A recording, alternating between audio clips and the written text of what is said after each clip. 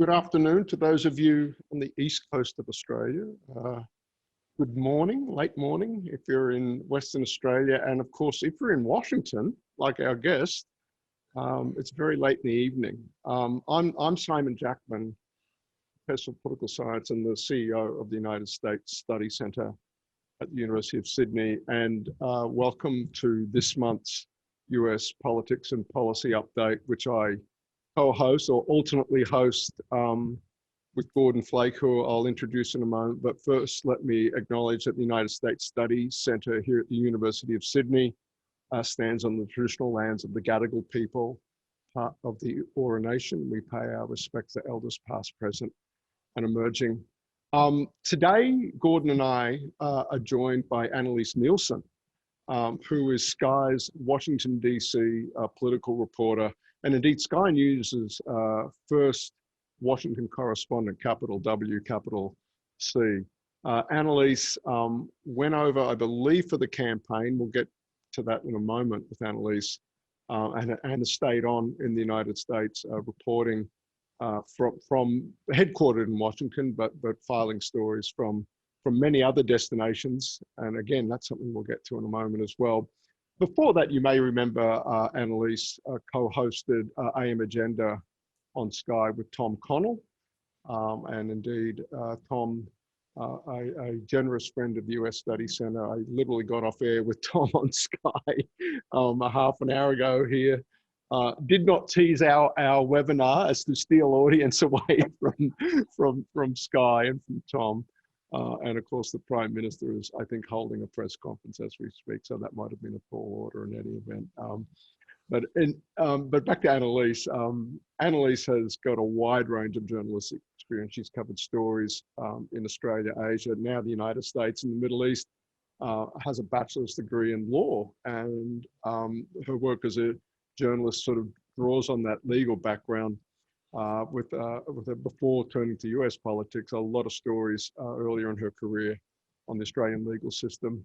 And indeed, Annelise authored a book, Money Spinners, a takeout on the Banking Royal Commission and the financial services sector in Australia, blending, as I said earlier, Annelise's background in law and now as a broadcast journalist. Annelise, terrific to have you with us, joining from Washington, where it's late in the evening. Good evening to you. No, thank you so much for having me, and thank you for the introduction. That's our pleasure. We hope this is giving people that know you well from your career on air. We hope over this hour, perhaps we're turning the tables a little on you, Annelise. We'll be asking the questions, and I hope it's. I'm sure it's going to be an interesting hour. And Gordon, good afternoon or good morning to you in Perth. Great to have you with us again. Absolutely great, and great to have Annelise with us. I found out that she's originally from Western Australia, from Perth, and so there's an added tie there, which I'm always looking for, situated here in Australia's Indian Ocean capital as we are. But I also have to confess that I'm a little bit jealous. I spent so long in Washington, DC, and I was looking at my calendar. I have now been away from Washington for over a year, which is the longest stint in over 30 years. And so I'm actually looking forward to questioning Annelise about the sites, places, and people that I no longer have direct access to sitting here in Western Australia. That's the case for me too, Gordon. I think our last trip for both of us, I think we were in DC together in late January of 20. That might have been. That's correct. Yeah. Yeah. But yeah, and I got to say, these conversations like the one we're going to have with Annelise are so vital to the work of the two centres. With this inability, temporary as it is, we hope, as we expect, to get to the United States, and for both Gordon and myself, dual citizens of Australia and the US, not being able to get to the US makes us all that more reliant and all that more grateful for the time that Annelise is giving us today. Hey, let's get straight into it if we can. Look, Annelise, I wonder if we might begin with your sense of, look, it's funny back in Australia, that the fever pitch of interest that I think Australians more broadly had in all things to do with US politics, particularly through 2020, leading up to the election and the aftermath, of course. Now with Biden as president, I think a little bit of a sigh of relief, if anything, and perhaps a sigh of exhaustion to some extent, is how I might characterize the general mood in Australia here. Perhaps less of that hour by hour, almost minute by minute sort of attentiveness to American politics. I wonder if you could give us a read from where you sit of, look, how are things in Washington? What's the state of play? How's the administration faring, both from a political perspective, from a policy perspective? There's a lot we could get into the detail there, but I thought I'd leave that hanging at a fairly high level of generality and let you give us a brief readout to get us rolling. Yeah, look, so I came to the US in August of last year, and a lot of that was Sky saying, let's get someone in here before it even gets any more pear-shaped. And like both of you, I'm also a dual citizen and single, no kids. So they were like, right, off you go. And that was fantastic. But one of the things that we really focused on was kind of getting that experience of what's happening in America outside of the big cities, because so much of the coverage is focused on New York, LA, and DC. And as much as we are politics obsessed at Sky, if you want to understand politics, you need to understand who politicians are talking to, and that's their electorate. So in that time of the election campaign, those few months, we traveled to 16 different states, and we were the only network to do that. And I think it was the most valuable thing that we did, because it just gave us the best sense of how divided America was. That's not new, but it was just how engaged the Democrats were in that time. That was quite evident. And just the divisions that we saw even in people's families. And this is something that so many people have told me they've never seen before in America. So, I mean, I met families who they had birthday presents that they wrapped for their family friends. And in between buying that present and the family friend's birthday, they felt fallen out. And to think that it's someone you know well enough to do that. I talk to people that don't speak to their own siblings, their cousins, parents anymore because of politics. So it did absolutely reach that fever pitch. And the one thing that's changed now, I mean, plenty's changed, but there's no Trump presence on Twitter. There's no constant cycle of it anymore. So that's something that's really taken the heat out of it. Even since the election, I've traveled quite a bit around America, around the South as well. It does seem like the heat's coming out of it, but it doesn't mean it's gone away. There's still a very disengaged percentage of the population that was very pro-Trump. They still really like Trump. They're not seeing as much of him. He's not as front of mind, but this is all going to ramp up again with the midterms. And then of course, the next election, depending on who the Republican candidate is. And then the overarching thing in all this has been the coronavirus pandemic. You've had about 80 million Americans just don't care. They don't want an impact in their day-to-day life. They're not worried about getting it. One of the questions I asked the most during the election campaign was, do you know anyone that's had COVID-19? Because that was the defining factor if anyone actually cared about it. And you'd meet people that know people that died and they'd say, oh, well, he had a bad heart. He was old. It was just so down political lines. And then you meet Democrats and they wouldn't know anyone that had it and they'd be just terrified of it and they'd be so worried about going out. And that was something that really struck me.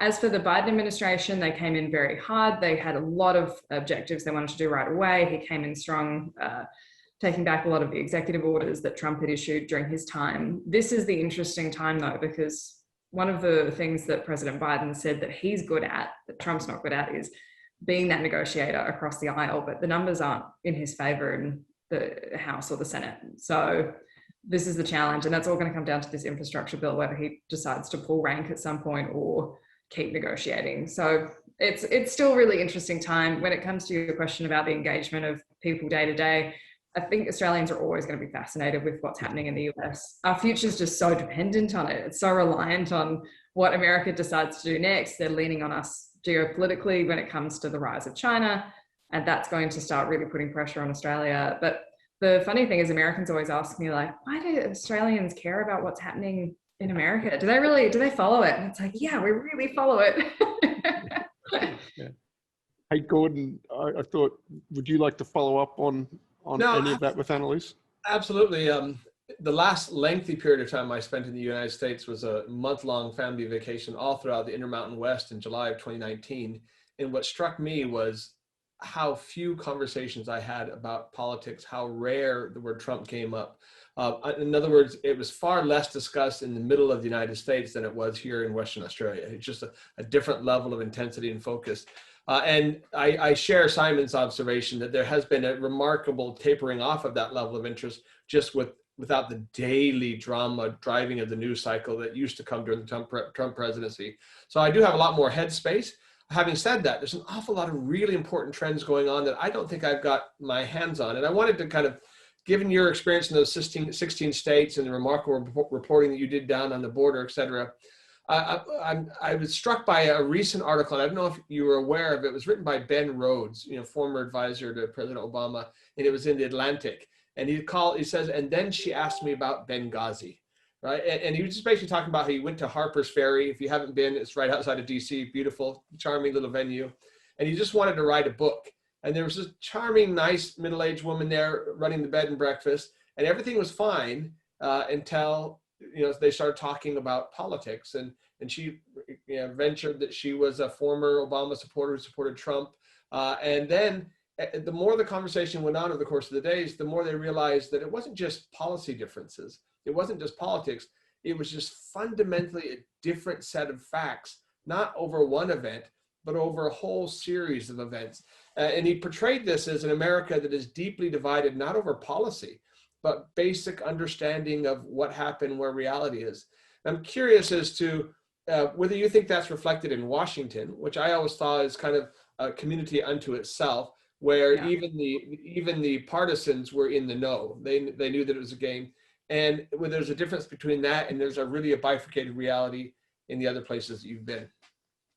Yeah, so I guess 2 points in that. I'd say the first, on your point of the fact people aren't talking about politics, it's because it's so sensitive and you are going to offend someone. So I found that people wouldn't bring it up, but the minute you ask them about it, and especially if they thought they had a sympathetic ear, you would get a lot of opinion. And it was they would be frustrated. They'd have things that people had said that they were angry about, but they wouldn't bring it up with them because it's just so explosive. And a lot of this then spills out onto social media because, hey, your colleague says something that really pisses you off because they're pro-Trump and you're a Democrat, and they say, how can you vote for that guy? They're not going to have the argument at work because they might lose their job. They're going to get home on Facebook and I met a number of Trump supporters that said like they were putting pro-Trump stuff up and their colleagues would complain and they'd have to take it down. And then their Democrat colleagues would get to put stuff up and they wouldn't have to take it down. And so there's that kind of whole element festering online. As for the alternate set of facts, that is very true for segments of the population that they seek out. It's that cognitive bias. You seek out what you already agree with.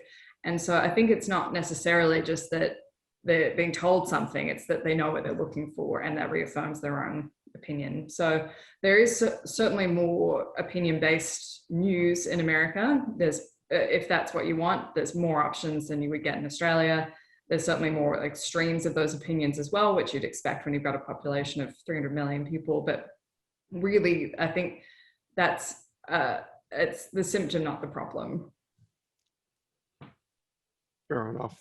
Hey, just let's deal with a little bit of policy nerdery. You mentioned the infrastructure bill and the sort of arc of how the Biden presidency is going. It's not clear when a honeymoon ends, but I think it's over by now, the political honeymoon.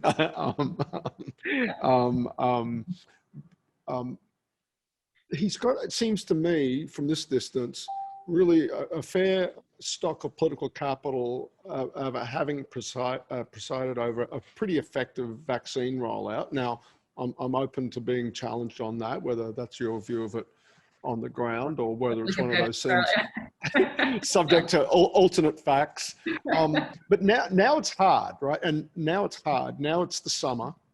Now it's we've got the sort of the emergency spending on COVID done.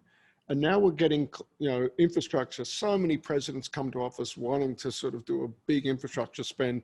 This is infrastructure on steroids, as I understand the legislation, number one. And as you just sort of referenced earlier, the numbers in both House and Senate, well, the Senate couldn't be tighter. And the House is very, very delicate as well. I'm just wondering your sense of, are we coming up, is this sort of, we're going to see a great deal of political competence and they're going to get this through, or is it just going to get, could things be starting to seize up already politically for Biden? And if so, what's your sense of what that does to him as a president and perhaps the Democrats in Congress over the next 12, 18 months, or even in Biden's case, the rest of his term? Yeah, look, it's the infrastructure bill is an interesting one because on the face of it, it doesn't sound that enthralling, but it's so critical to Biden's legacy. And there's a lot in there that, and this is a very political fight between the two parties defining what's infrastructure and what's not. By the traditional definition, there's a lot of stuff in there that's simply not infrastructure. And whether that's the perception from the Democrats is this is to enact broad structural change across America. So that's not always going to look like a railway or a bridge. From the Republican side, they say this is Biden's broader socialist agenda and he's cramming it all into this one bill to make it sound a lot more innocuous than it is. And like most things, the truth lies somewhere in the middle. And there's also an aspect where they're going to overshoot because it's such a huge program. So then they negotiate some stuff out and then get more to what they actually realistically thought they were going to get in the first place. But I mean, one of the big parts of the infrastructure bill has been broadband infrastructure. And that's a huge thing when it comes to access to education, especially we've seen in the last year. I mean, I visited schools during the pandemic that had to fund broadband vans to go park in poor suburbs where their students were so they could do at-home learning.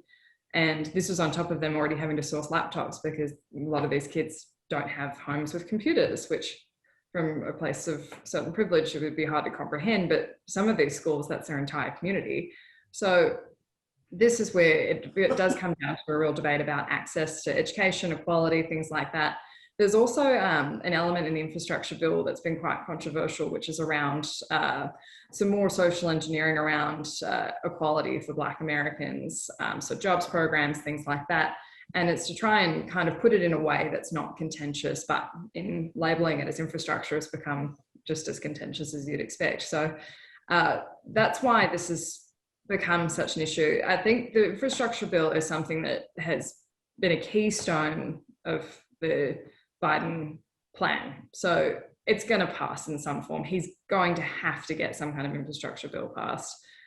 This is what he's been negotiating with the Senate. And interestingly, he's actually singled out a few Democrat senators as being problematic as well, but potentially supporting the Republicans. So it's not always black and white. When it comes to division, I mean, for a long time, and I think this is still the case, that some of the Democrats were saying they wouldn't talk to Republicans who they thought had supported the January 6th insurrection, and just complete blackout of talking to them. How do you get anything done? So I think that's going to ebb away at some point. But I mean, what's politics without a bit of conflict? Well, if I can chime in here, it seems that there's three major movements on the Hill, and they're all intertwined together. The first one we've already seen votes on, and this was the proposal to establish a special commission to investigate the events of January 6th. And the fact that that failed, and that failed relatively narrowly, my guess is puts added pressure upon some Republicans, the few remaining moderate ones, and added pressure upon those kind of swing Democrats on the issue. So Joe Manchin of West Virginia, I believe it is, and from my home state of Arizona, Kirsten Sinema. But then there's the third bill, that it seems to be almost even more existential than infrastructure. And I agree with you, Annelise, very much that infrastructure is very much a key part of Biden's legacy. We've gone already from $2.3 trillion to now they're talking about a package that is around $1 billion, and that's probably what will likely get through in one form or another. But that third package of legislation is really centered around voting rights, and that is what again I'm curious as to your view about how existential that is, because there is on the left of American politics this narrative that with a wave of efforts on the state level across the United States to suppress voter turnout, to make it more difficult to vote, the voter integrity laws. The only way to combat that is to do so nationally, and that was that first bill that comes up almost every Congress, H.R. 1, which is a whole raft of legislative fixes to kind of strengthen American democracy. And I've gone from some people saying, well, Trump is, we stood up to the challenge of American democracy. The coup on January 6th failed, and the danger is past. And others to say, no, that was just the first of many innings, and the real danger is coming down the pike. And unless we get H.R. 1, then we're going to have real problems in 2022, 2024, which are far bigger and far more important than infrastructure. So I guess I'm asking a really complex question, but are those three tied together? They seem to be, in terms of the politics of Washington and the relationships in Washington, part of the same thread that's being pulled through them about the future of the Biden presidency.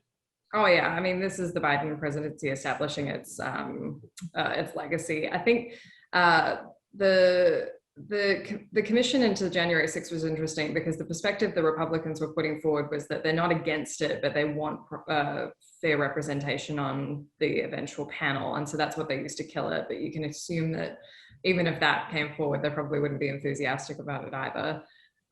The voting suppression is interesting because that is the narrative that was put forward, that they enrolled enough voters, they got them to the ballots, and that's why Joe Biden won. That's why, because we didn't see any fewer people voting for Donald Trump than they did last time. We just saw better turnout for Joe Biden. So the assumption there is that they're not going to have the exact same reaction from Republicans next time, that they're not going to have them sitting festering for 4 years and say, I didn't get out last time, but I'm really fed up with Joe Biden, this whole socialist push from the left, which is the language they use, and they'll get out and vote too. And so they need to ensure in that time they don't lose that margin. But I mean, that works. Look at Georgia. I mean, we're talking about Georgia as a swing state now. Who would have thought? So that's going to be absolutely critical. And that's something that unites the Democrats as well, because this is the other challenge, is Joe Biden's not leading a united party necessarily. He has a very progressive element within the Democrats that don't mind being vocally critical of him. And there is always that threat with the numbers in the Senate. So I think that is another one to watch too. My sense of it is that, Gordon, I think you're absolutely right to draw attention to H.R. 1, but I think it's dead. There's no way to get it through the Senate without it coming up for a filibuster. It's not a money bill. It's not a budget bill where you could use that, now we're deeply technical, but I somehow think that a lot of people on this webinar are across the nerdier details of American politics and the legislative process, but the reconciliation process is not an option for H.R. 1. And it's even hard to see an amended or even a watered down version that survives. It can get 60 votes in the Senate, and that's a shame because what's going on out in the American states right now is pretty scandalous, frankly. And I think Annelise sort of hit it with this, we're not going to see turnout like that again for a Republican unless it's maybe if it is Trump in 24, but in particular. So we have to, frankly, put a thumb on the scale or even an elbow on the scale in some cases. I think it's for me, it's one of the underappreciated facets of American politics because it's happening out in the States. And Australians, it's so hard for Australians to get their head, both sides of Australian politics support compulsory voting and the Australian Electoral Commission and all this, and you can vote in the airport, right, in Australia, you can vote, they make it real easy to vote. Why? Because it's compulsory, and it's sort of state by state and completely backwards sort of orientation in certain parts of the United States. And it's really hard to square. And we talk about this a lot, Gordon, on these calls. This is a frequent topic, but it's a really big deal. I think Trump may be gone, and that's a question. But the reaction of Republicans in state legislatures to the 2020 election is a living, breathing thing that is right now, I think, one of the uglier facets of American democracy, to be honest about it. It's like, the Civil War was 160 years ago, but those cleavages survive. It is the states of the former Confederacy, but not exclusively, but principally the states of the former Confederacy, where you are seeing the biggest attempted wheelbacks of voting rights in the United States. So that's not a question. Gordon, you go ahead. Because again, the reason I tied those three bills together, because they all tied around the question of the filibuster, right?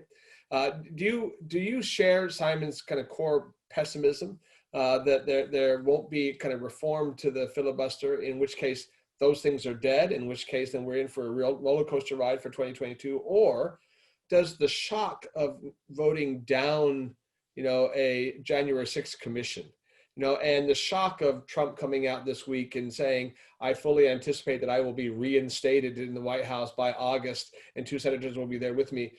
Does that kind of motivate people to realize that we're not out of the woods yet, that there's some structural issues that might require, if not the end of the filibuster, some fundamental reforms? That's what I'm missing in not being in Washington, D.C., the sense of. Well, I think the answer for that question is outside of Washington, D.C., because people are just so checked out at this point. I think, on those points about the January 6th insurrection, everyone's made up their mind about what happened one way or the other. And there's just been this constant stream of coverage around the FBI investigation and all of that. And it is starting to get just a bit repetitive. And even around DC, the bus stop ads that were for people to dob in someone that was in the insurrection, and the fine and the rewards you could get for doing that, they're all gone now. It's back to bank robbers and missing children. There is just this kind of sense that people are they've had such a year with COVID, one way or the other. Like, if you were stuck at home because you were terrified of it, you are burnt out because you missed out on everything in your life and it was really stressful. If you hated the whole thing and you didn't believe in the virus, you've had a whole year of having to deal with stuff being shut when you think that's ridiculous, and not being able to see family and all that. So everyone's kind of getting back to normal. They've got the vaccine rate over 50%, but the sense is, I've got the vaccine, so I'm safe, or I'm not going to get it because I don't believe in the virus. So everyone's kind of reverting back to normal. So there's a real sense of disengagement with politics and what's happening in DC. And I think Simon mentioned that at the beginning of summer. People are going on vacations. The school holidays are coming up, and so no more homeschool issues. This is a time when I think they're probably going to get away with a lot of inefficiency in DC. I did want to ask about that, Annelise. I've had a few other calls with think tankers and academic colleagues and diplomats, and this pervasive, call after call I've had with people in the States over the last week or two. Everybody is very excited about this summer. It is long overdue for an exhausted American people. The vax rates are getting to a place where, rightly or wrongly, people feel safe. And there's this sense of we want to put things like Jan 6 in the rearview mirror and just enjoy an American summer, because they didn't get to enjoy the last one. Could you, to the point I've heard, it's got a political implication. People think it's going to be really hard to get things through Congress this summer. Pelosi driving the infrastructure bill is hard. I'm hearing it in all sorts of different ways, from when people expect to be able to turn around book projects or writing projects I'm loading them up with and things like that. I'm just wondering, could you give us a sense of how it feels at the moment with that? Is it sort of, the sun's coming up and people are really up for a summer break, and sort of the degree of sort of comfort or security around COVID related things? Yeah, I mean, there's still a portion of this population that's quite anxious, especially the ones that have been staying home. They're all going back to work now. All the offices are saying like, okay, it's time to come back in. And it's funny, even like in my office building where I work out of in DC, it's like people have been reunited after only seeing each other virtually for a year and a half. And it's like hugs, tears, running up to each other.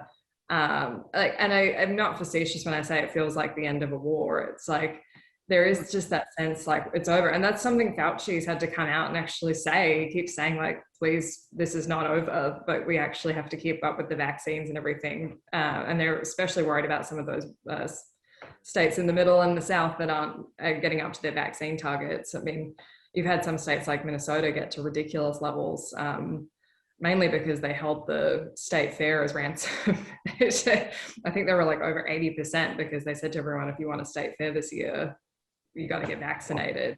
The sense is that people are just done. They're just so over it. And I mean, we're looking at the vaccines are kind of so poorly taken up now, they're sending them overseas because they can. I'm not saying it's right or wrong. I know this is a very contentious topic in Australia right now. In our conversations, we try not to play on stereotypes, but sometimes it's difficult not to when you have certain states offering free lottery tickets for vaccinations. You know, West Virginia governor is now offering guns for vaccination, and the other state fairs and corn dogs on a stick. You know, so there's certain things that probably are true. Let me actually read a tweet just to show you how different. It's very rare that we get tweets from the President of the United States these days. But yesterday on the POTUS account, he said, because of our vaccination program and our economic response, America is heading to a summer dramatically different from last year's, a summer of freedom, a summer of joy, a summer of get-togethers and celebrations. Almost sounds like, the beginning to a song that'll kick off the American summer, but it underlines exactly what the both of you were saying in terms of that process. Simon, can I venture a little bit about the overall performance of the Oh, have at it, Gordon. Have at it. Administration? Because look, on the one hand, we've got these big bills and they're struggling. The American body politic, and I want your opinion on this too, as a real expert in polling, has been remarkably stable. I mean, one of the defining characteristics of the Trump era was how stable relatively his disapproval and approval ratings were. Yeah. And it appears that it's going to be the same thing for the Biden presidency. In the first 4 years, it's pretty stable in terms of net approval rating, 10 points higher than where Biden's was, but pretty stable in that process.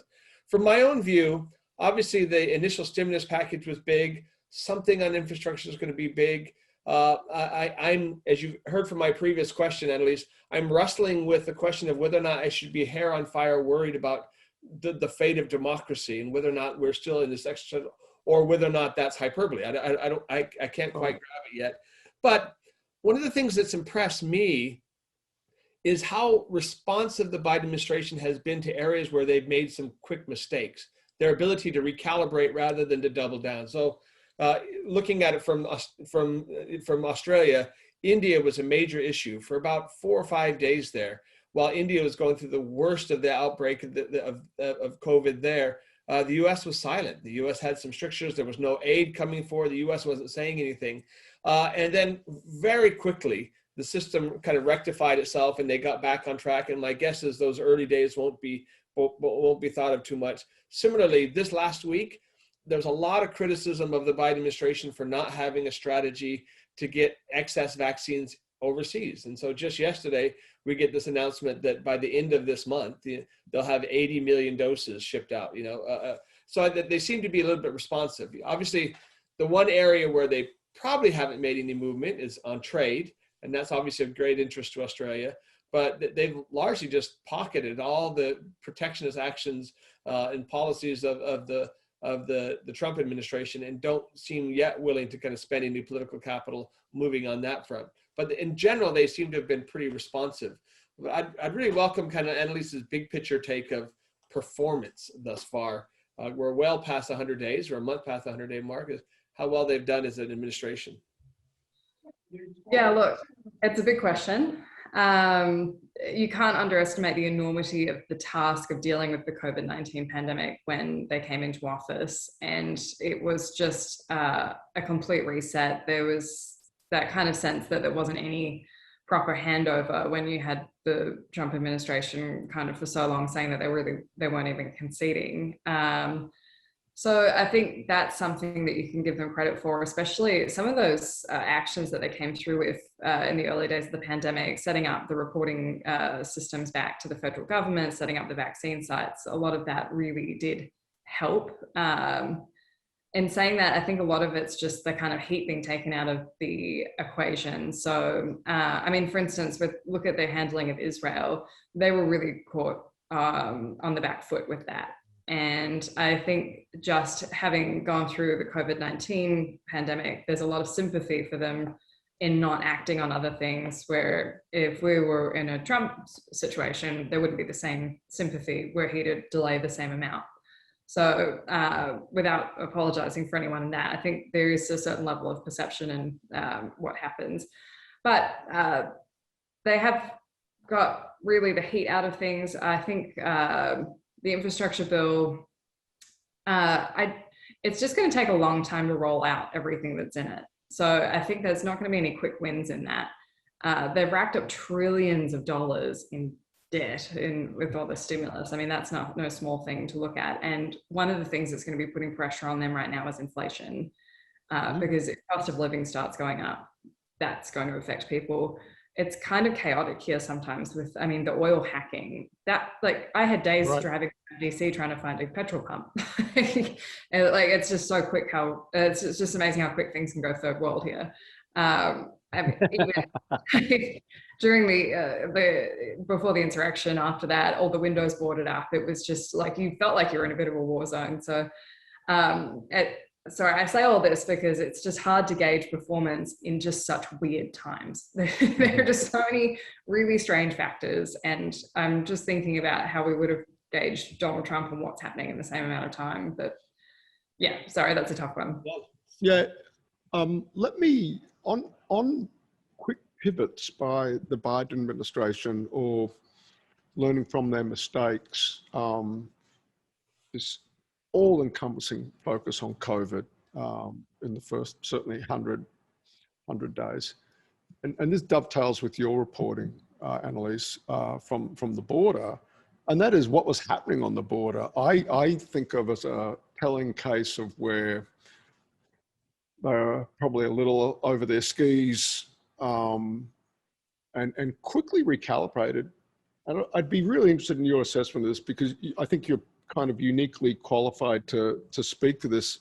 And what I'm referring to, if anybody on the call isn't familiar, Annelise, over the last 3 weeks or so, did some remarkable firsthand reporting from the border, indeed crossing over into Mexico with a camera operator and a producer, and like, yes, the Washington DC based correspondent all of a sudden, and those of us that know, depending on where you cross the river, you are walking into the third world sometimes when you cross over into some of those border towns on the Mexican side.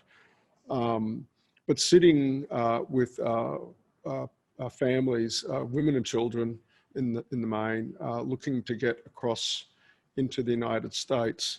But so that's the catalyst there, and indeed was just fortuitous as we were approaching Annelise to be our guest today. That reporting was airing here in Australia almost at the same time, and just gobsmacking. And good on you. Not a lot of Washington-based crews would, as you said, the mandate was to get out in the field, and goodness me, didn't you on that occasion? Well done. But that gives us the opportunity, I think, to come back to the broader issue. I don't know about you, Gordon, but I think, even, you know, we've seen in Australian politics too, a change of government often sends a signal to would-be immigrants that there's a different regime. There's going to be a slightly more permissive set of rules when it comes to attempting an unauthorized border crossing or whatnot. Compared to Trump, Biden was always going to be the case there.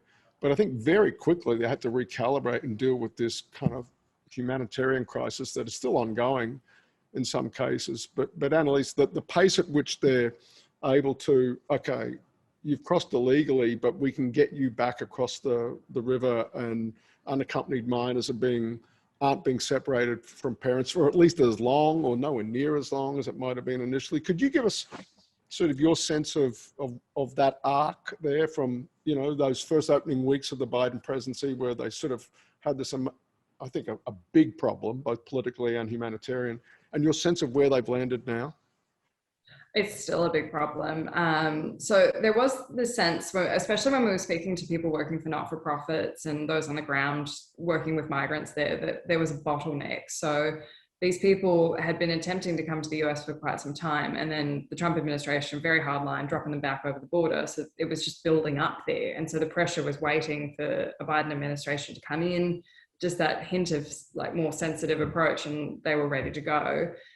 In saying that, it's hard to explain the enormity of the problem, even when we were planning on going down there. And so I was spending a lot of time on the phone talking to people, and I was saying, we need to film people making an attempt. How do we do this? And I was getting laughed at because they were like, you come here, it's not hard.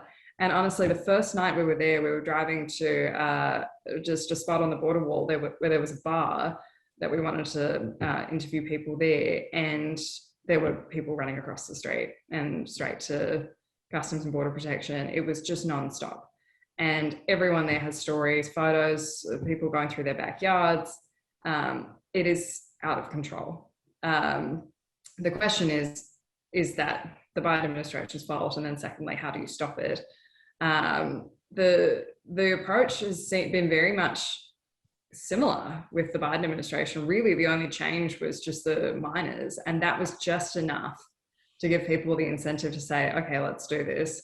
They're not giving a lot of access to these facilities, whereas we saw the Trump administration really pushing that imagery. They're trying to make this less of a problem because then it, from their perspective, de-incentivizes things. But I mean, the best indicator of just how toxic this issue is the fact that Biden's given it to Kamala Harris, put it in her purview, and she doesn't want to own it.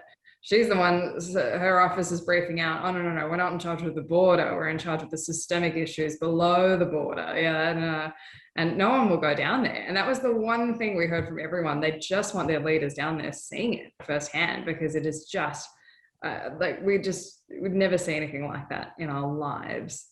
But if you're asking if I have sympathy for them, absolutely. The stories were just so heartbreaking, and I mean, there were some serious victims of domestic violence, and you'd have to be heartless to not think that you'd want to help them, but it just there's no easy solution. Do you open the border and let them all flood in? No. So that's going to be a long-term one, but that is going to die off, I think, too, over the summer with the increasing temperature, because these people smugglers, they're a business, and so they're not going to keep funneling people through the desert and having them die off at too high a rate. It's just not a good business model.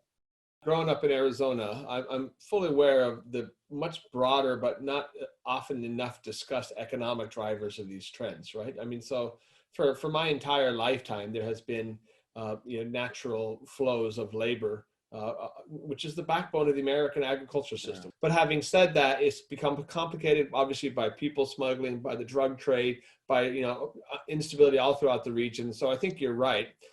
Vice President Harris is very much trying to focus on some of the underlying issues in other countries that kind of go through Mexico rather than Mexico itself, and trying to own that.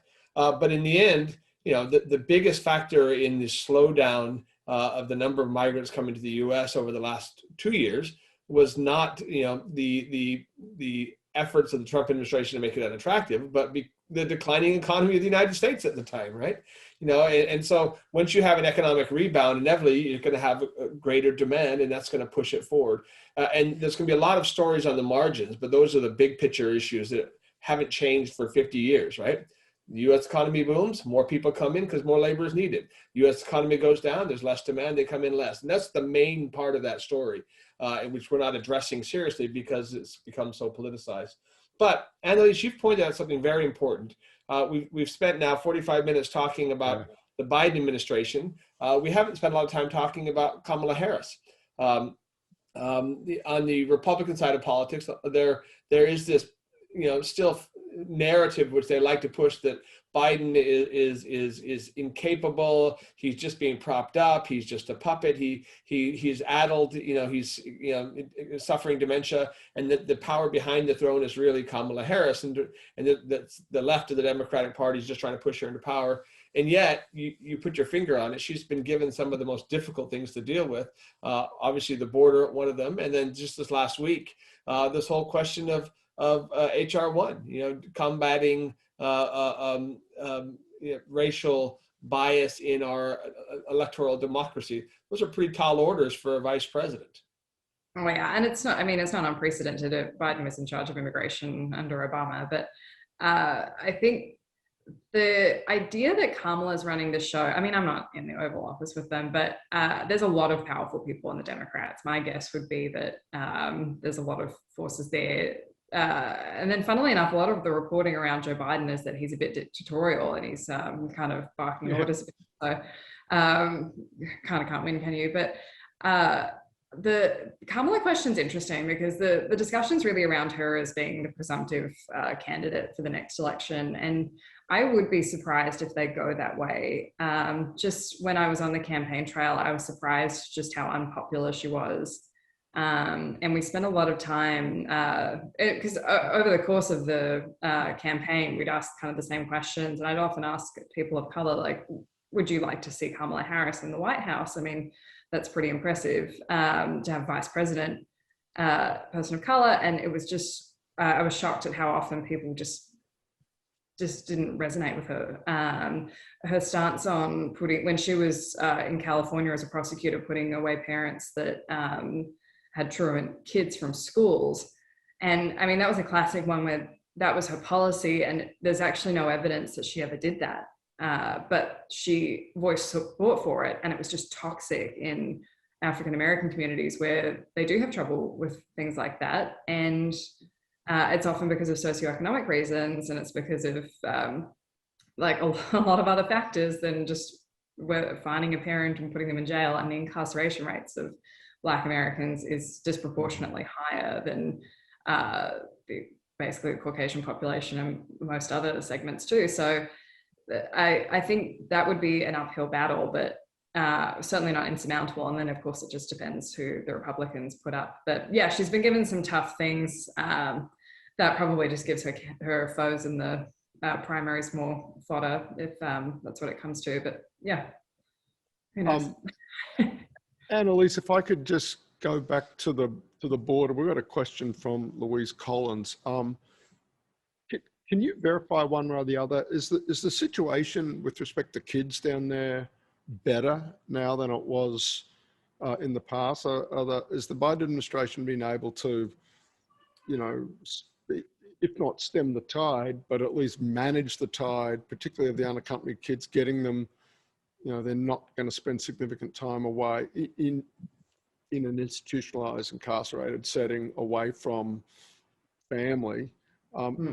Is that the case, or what's your assessment of how this administration is now tracking on that particular facet of the crisis on the border? Well, I guess it depends which element of the whole process you mean, because there are still kids being found roaming on their own, crying in the desert. That's each one's a tragedy. The administration does have a task force to reunite those minors that were separated from their parents. There's still a lot of reporting that the young people that are being held beyond the 72 hours that they're supposed to. They're not being put into the school facilities. That does seem to have died off a bit. So that they certainly have improved on that. So that's one aspect, but it's also not stopped. And that's hard to say it's a win either. Yeah. I'm just mindful of our time. We've got 11 minutes to go. Trevor Rowe asks, I do want to pivot to a little bit on foreign policy, if we can. Get through a few topics relatively quickly. Trevor Rowe, I think, asked a question that's really top of mind for us back here at the US Study Center. And that is sort of where the strategic focus is for this administration at the moment. In particular, I'll just read Trevor's question. Have recent events in the Middle East resulted in a loss of focus on the Indo-Pacific? That's question one. Question two, is Biden endeavoring to split Russia from China? If so, will this be successful?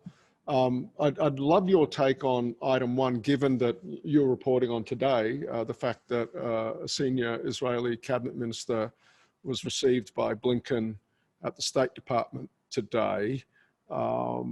sort of on cue, it seems, the Middle East, despite the administration wanting to talk a stronger game on Indo-Pacific, finds itself attenting, as all American administrations of late have to the Middle East. Your assessment, Annelise?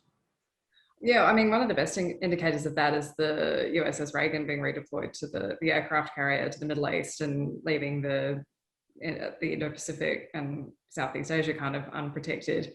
I don't think the focus on that is going away anywhere, but I mean, a few weeks distracted by what's happening in the Middle East. I think there is that advantage for them now with what's happened in Israel, that they are going to see an opening where they can renegotiate the Iran nuclear accord. So that's where we're going to see a diversion in interest, but China's still no less of a threat.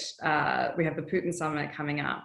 I think it's within the next few weeks, maybe a week after next. So that's obviously going to bring a pretty strong focus there. But I mean, the Alaska summit's a pretty early indicator that China's a very big focus. And I think if we're looking at their foreign policy focus and Southeast Asia, China, don't look at what the State Department's doing, look at what the Defense Department's doing. Yeah. They're doing a lot.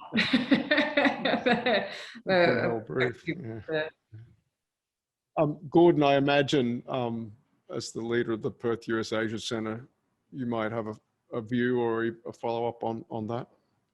Well, you won't be surprised to know that the community that I run in is very much concerned about the same things that Annelise just mentioned. I mean, the decision to temporarily redeploy the USS Reagan aircraft carrier to help support the drawdown in Afghanistan is understandable. Hopefully it is short term, but in terms of symbolism and messaging, it doesn't send the symbolism to this region, to the Indo-Pacific, about an increasing priority.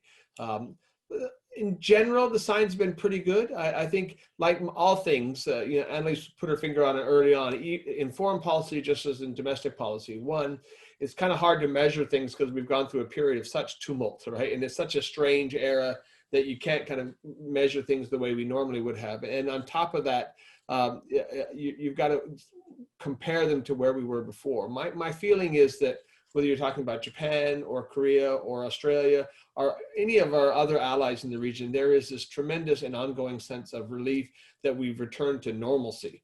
And a return to normalcy means a return to anxiety about American commitment, right? And so what we're seeing right now with a lot of the chatter about this temporary deployment is a normal level of anxiety about American commitment in this region. Yeah. I would note that the Deputy Secretary of State, Wendy Sherman, is this week in Cambodia, in Thailand, and now in Burma. That's a good sign, but obviously I think the region would have much preferred to have the Secretary of State, and they'd be very much looking forward to having the President come. I would give just a little bit of a preview. Our own Prime Minister is going next week to the G7, which is very important for Australia, and I think it's anticipated that he'll meet with President Biden. Then we at the Perth USAsia Centre are honored that next week we're going to be hosting the Prime Minister for some remarks on his way to London as he stops by Perth on his way out. And we'll get a good sense for how Australia views U.S. commitment to the region from that speech then. Thanks.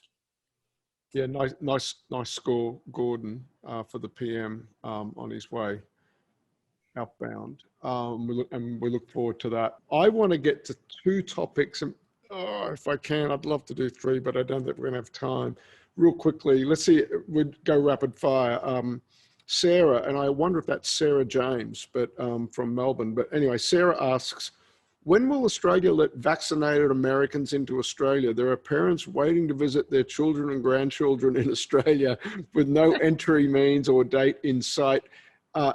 Annelise, are you hearing any rumblings, perhaps from our embassy over there or from your... Yeah, I know. It's all on the Australian end, that one, on the...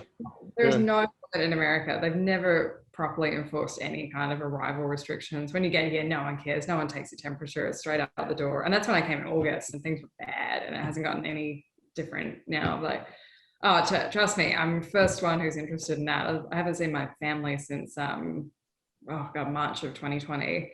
Love to get back to Perth if I could, but yeah, there's no American restriction on that. That's all down to Australia and hotel numbers. We can turn that question in its head. When will they elect dual citizen American? I know. Go back to the US. I know. I have a US passport, but but because I've got an Australian.